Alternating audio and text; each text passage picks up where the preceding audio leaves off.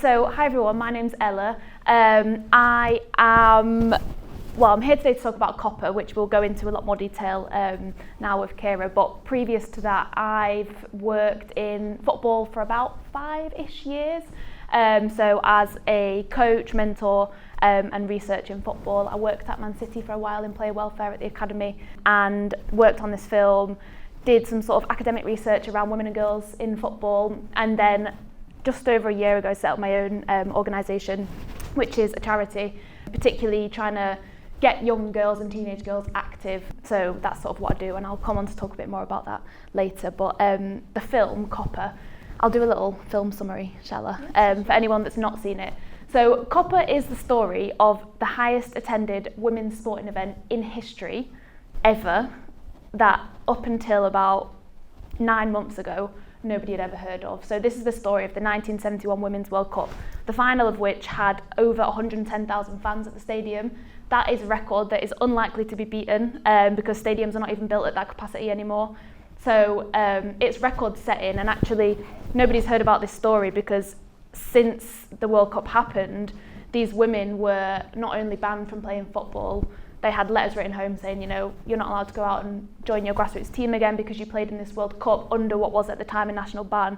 But they were also shamed and they were made to feel like actually they'd committed a crime. And so the women lost touch and the story kind of disappeared until recently, which is what the film is all about. So really the film's a celebration of the tournament, of the women, of everything they achieved, and actually like an opportunity to write what was not written in the history books. What is the significance of the documentary to you? Like, why do you feel like it was so important that the world could see this? I think when we first started making the film, so I was a researcher on the film, and I remember, like, obviously the first place you'll go to do research is like Google, so I like typed in this World Cup when I first found out about it. And there was literally nothing, like I could not find anything written on this tournament. There was no Wikipedia page, which is shocking because we're talking about a World Cup here and actually like a record-setting World Cup in women's football and women's sport. And so for me, that was a moment of like, how is nobody talking about this tournament? How is no one talking about this huge event? And actually making the film was an opportunity to fill in the gaps. Like people, you know, I'm someone that I think I know a lot about sport and football, and particularly women's football, and I'd never heard of this tournament until 5 years ago.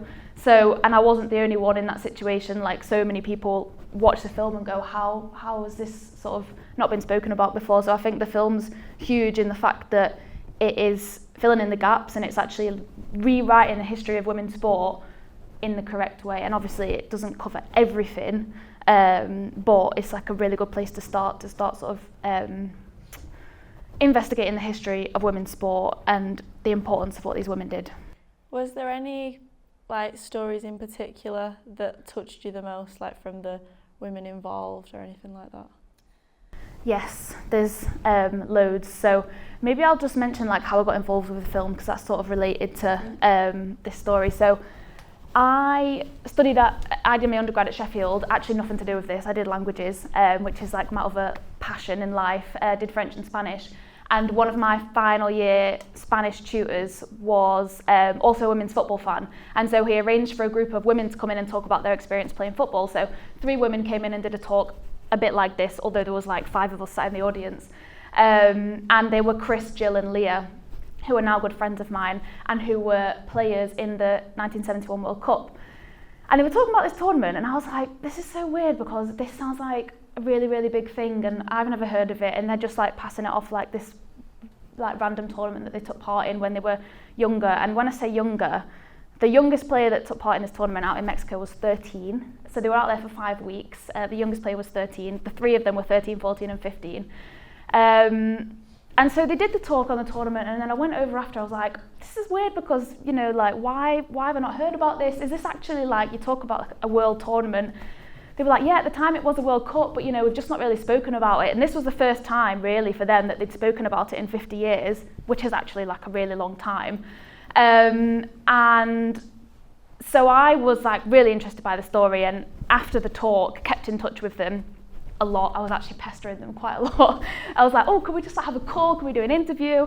And I did some interviews on YouTube, and then they introduced me to the rest of the women, and I was sort of like getting to know them all, and I became quite good friends with the team. So these are all women in like their 70s now, but good friends of mine. And they invited me to their 50-year reunion. So that was in 2021. They had a reunion at Boston, not USA, Boston in Lincolnshire at the Premier Inn, so it wasn't that glamorous. But we all met up together there. So it was the first time since 1971 that the women had got back together, and they invited me to go. And when we were there, a film director and producer turned up, and I was like, oh, this is interesting. So I was like sort of muscled my way in between both of them at the dinner table and started chatting to them, and they were like, they'd said that they'd heard about this story on the radio, because at this time, like, things were starting to sort of come up from the surface, like people were doing the odd interview here and there, and people were hearing about the story.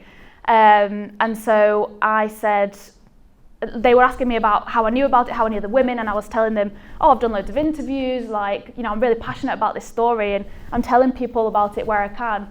And they were like, wow, you know, we can't find anything online, we've never met anyone that knows this much about it. Like, what are you doing next year? I was like, oh, don't know, I'm at Man City at the minute, but I might be available. And anyway, they got funding for the film, and then asked me to be the researcher on it. So that's how I ended up working on the film. Like, I don't have a background in film as such. I had a background in football and sport and research. And so my way into the film was working actually with the women. Like, I knew them before I actually knew the film team. And so throughout the whole thing, my relationship with the women has been really, really important. And so stories with the women, like, the film's 90 minutes, but there's so much that didn't fit into that 90 minutes, especially because this is a tournament that 6 teams took part in. Like, for example, the England team has 14 players. We did interview all 14, but like, imagine trying to make a film with a documentary with 6 teams of 14 players each. Like, it would be impossible. You'd never follow any of the stories. So we had to be so selective, and actually that wasn't really my job, that was more the director's job, but so selective about which stories went in and how that actually told the overall story of not just England, because we wanted it to be international, so we wanted to talk about England and Mexico and Argentina and all the other teams. So there's so many stories that don't fit in. I'll tell you a couple. I think Carol, if you've watched it, so Carol's like England captain, she is like an amazing person, and actually I was, through the women that I met at university, they introduced me to Carol, but they did say to me when they introduced me, this was back in 2021, she might not want to speak to you because she's very nervous about who she talks to. She's had really bad experiences in the past with the press. So I was like, okay, I'll try. I gave her a ring and I was like, can I interview you? Just for like my YouTube channel, it's not much. And Carol was like, oh, I don't know, like, I'm not very comfortable with this, you know. Anyway, she let me interview her, and it went really well. And actually, Carol's story is that she grew up in a really poor family and lived in Newcastle. And her dad was a massive Newcastle United fan. And he would take her every Saturday to, like, they couldn't afford to go in the stadium, but they would like stand outside it. So Carol's memories growing up are standing outside the football stadium, listening to the matches and listening to the crowd. And that's how she fell in love with football, just standing there with her dad and listening to the cheer, or the roar, as she calls it. And then she joined the RAF, and she was invited to play in this tournament in the World Cup. And she went out and played, and it was amazing when they were out there. And I think we'll talk a bit more about the tournament itself in a bit. But when she got back, something amazing happened for Carol and her family, because she was invited to a Newcastle United dinner. So all the players were going to be there. Her dad was invited as well, like the two of them were going to go down. And so they got the bus together to the dinner, and her dad like bought a new suit, and he was so nervous he like spilt a pint of Guinness on it. Obviously this didn't make it into the film. And then they got to the event, and Carol was so nervous, and her dad were like, they were sat on a table with all the players, like these tables are round tables, and she was invited up on stage, and the guy that was hosting it did nothing but take the mick out of Carol for like 10, 15, 20 minutes. So everyone was laughing at her, everyone was looking at her laughing. He basically invited her up there to humiliate her. She'd been invited to the dinner to be made fun of, like a sort of comedy thing to talk about. And they'd really led her into it, like this was going to be an amazing opportunity for her to talk about her time in Mexico. and she was humiliated and embarrassed, and she talks about it in the film, but not like in as much detail. And then they got the bus home, and Carol said to her dad, "Oh, that's it, I'm done with football, I'm never playing football again." And she never ever played football again after that moment, because then she got married to a man and he didn't want her to play football, and she just was not interested, and she literally didn't speak about it then for about 50 years after that. So that's a sad story about Carol. But yeah, there's plenty of sort of individual stories about lots of the women. Yeah. Well, as well, because there's nothing online really about this tournament. So when you was researching, how did you get all the information? Like, what steps did you take, and yeah, how did that go? Yeah, I think it made it like harder in some ways and like more exciting in other ways, the fact that there was not like a book on it or anything like that, because most of our research was done with the women. So it really is, the film's like been made based on the interviews that we had with all of the women. So we started off by working with the England team, and we did interview all of them. And then through our contacts with them and a couple of contacts I had with South America, we managed to reach out to all the teams. Facebook was amazing. Like, these women love Facebook. They were all on, like, they had the women's football Facebook groups. And so most of the film is told, most of what we know is through the women's voices, through interviews with them. We interviewed as many as we can. And so that was how we did most of it. As we got further down the line, especially in Mexico, we started to get in touch with archive researchers. So I was like the main researcher, sort of the full-time researcher on the film, but in our different countries. So we had Mexico, Argentina, Italy, Denmark, France, and England. We had sort of contracted researchers as well, particularly that specialised in archive. So we were then able to access like newspapers from the time, images, videos, and that was a big part of being able to tell the story as well. What kind of obstacles during production were there, if any? There was, definitely. So archive was actually probably the main one. Because when we spoke to the women, they said like they were in all the newspapers and everything, and actually the women kept a lot of the newspapers. So we'd seen copies of like double-page spreads of newspapers with huge pictures of the women all over them out in Mexico at the time. But obviously, like when we looked on archives like in England, we couldn't find any of this stuff. Like, it wasn't reported about in England, but actually when we got out to Mexico and we were able to work with specialists in Mexico, and we uncovered the archive, we started to find like literally like the newspapers were full for 5 weeks, like full of these women, like articles, photos, everything. Like, the tournament was streamed in 63 countries, which is still insane to me. Like, that's not in the film either, but it was everywhere, literally everywhere. The women arrived and they were like superstars.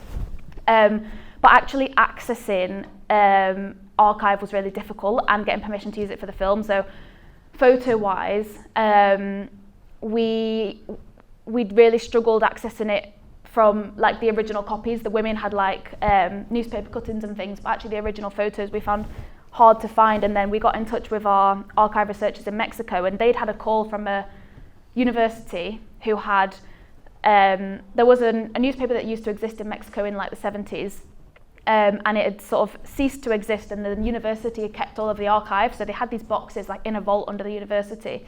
And they rang to say that they might have some archive from 71 from this tournament. So we went to Mexico. This was the best bit about making the film, was that I got to go to Mexico. And when I got out there, they called me the expert. I was like, okay. So we went into the vault, and they had this box that they'd got out. And it was a box that had not been opened since it had been given over by the newspaper. So 52, 53 years by this point, this box had not been opened. And they were like, give it to the expert. I was like, oh my God. And they gave me these gloves to put on, and like a blade to sort of slide the box open at the top. And it was literally, the box was like this big. And it was full of photos from the tournament. Like, literally, there was more than 1,000. We ended up with over 10,000 pieces of archive, from this tournament. So like, I spent like hours and hours and hours in that vault, like going through the pictures, identifying who the people were, And then we started to use those images to sort of put the story together and tell the story. So actually accessing the archive was one thing. And then obviously, if you've watched the film, you'll see that we've got footage of the tournament as well, which was the second hurdle, which was really difficult because we'd sort of, how can I put this, not 100% legally seen accessed a version of some of the matches through someone's friend of a friend of a friend, but we knew we couldn't use it in the film because we didn't have permission to use it, and we were told that this footage was owned by the people that filmed it, which was the dominant Mexican media group at the time, Televisa, and apparently they're still really difficult to work with.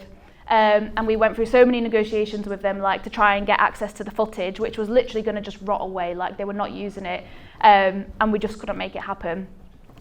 So we were getting to the end of production and we had no footage for the film, and we were like, we can't make a film and put a film out without footage. Like, well, we could put still photos, but actually it's not going to tell the story in the same way. And we put a call out on social media through one of our Mexican contacts, and this guy got in touch and was like, my granddad was a big women's football fan and he had a Super 8 camera and he used to go to all the matches, especially in 71, so do you want me to have a look? And we were like, yes, please have a look for those videos. And he just literally sent us a WeTransfer link. He'd been up in the loft, he digitised all the tapes, and all the footage pretty much that we've got in the film is from this guy's granddad, and it had all been stored in his loft. And the footage is absolutely beautiful. It's like super colourful, like you can see a lot of it. He shot it from in the stands, and it's footage that the women had never seen, like nobody had ever really seen this before, and he allowed us to use that in the film on the condition. Footage is really expensive, by the way, like especially football footage. Like if you want to use anything from like FIFA, it costs you like hundreds of thousands of pounds a second, so we did not have budget for that. He just said make some donations to my granddad's tree sanctuary in Mexico, which was so cute. So he literally made the film happen, this guy, and that was like a hurdle, but one that we overcame in the end. It's really crazy, like when you actually watch the documentary and you see all this footage, because I did not expect that ever, and I never heard about it until I seen it. What was like the most important part about the story to you? Like, why did you feel so personal about it?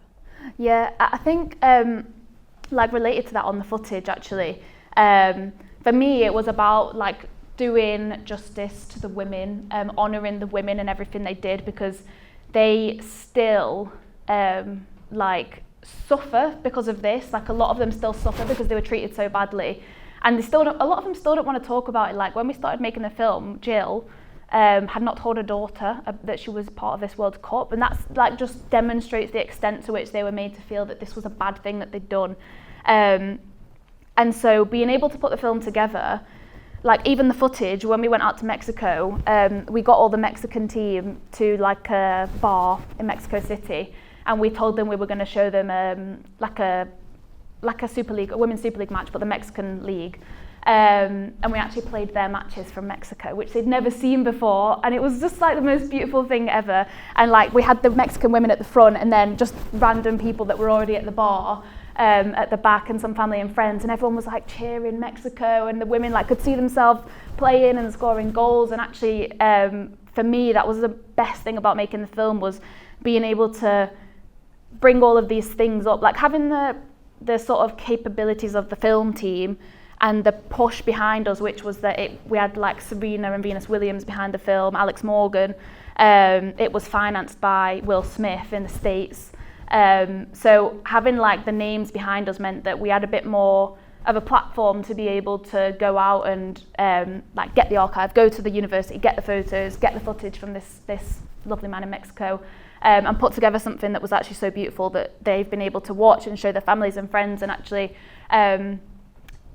it's about, for me, like I want the women to have recognition that they took part in this. They don't all want official acknowledgement, so that they're not recognised by FIFA, they're not recognised by the FA or FIFA for having taken part in a World Cup. So the FA caps for women date back to 72, so literally like the year after this tournament took place, women have been awarded caps, and these women haven't, and are not recognised and are not had an apology or anything like that. Some of them don't want it because they're like, like what does that mean to me now? You know, like I didn't need them then, and I don't need their sort of recognition now, but actually at least an acknowledgement that this happened, that they took part in this, and it was such a huge tournament, I think is really important.